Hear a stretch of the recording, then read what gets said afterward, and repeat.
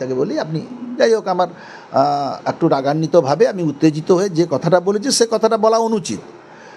একজন আধিকারিককে যে কথাটা বলেছে সেটা আমি নিশ্চিতভাবে এটা বলা আমার ঠিক হয়নি।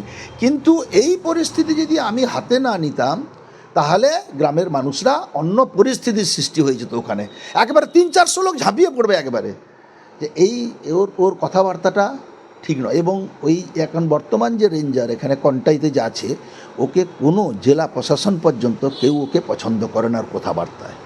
ওই পরিস্থিতিটা জটিল করেছে। আমাদের কিছু নয়, হয়তো আমি মিনিস্টার হিসাবে দায়িত্বশীল একজন মন্ত্রিসভার সদস্য হিসাবে আমার হয়তো ওই কথাটা বলা ঠিক হয়নি।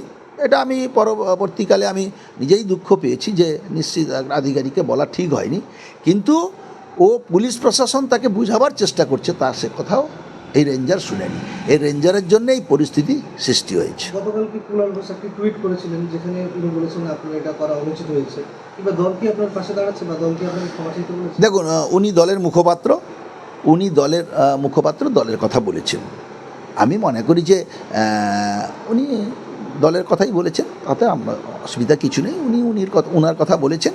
আমি যে কাজটা করে ফেলেছি, আমি এই কথাটা বলার জন্য হয়তো অনুতপ্ত, কিন্তু আমি মনে করি যে ওই এলাকার মানুষের পাশে আমার দাঁড়ানো উচিত ছিল। ওই এলাকার মানুষ 15 বছর ওখানে দেখেছে সমুদ্রের জলে কেমন করে ভাঙন হয়ে গ্রামের মধ্যে জল ঢুকতে।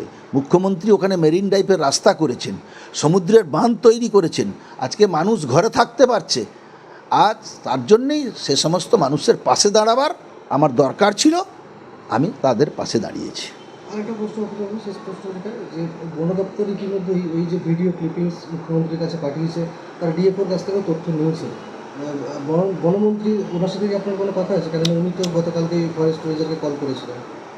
আমি বনমন্ত্রীর সাথে আমার কোনো কথা হয়নি।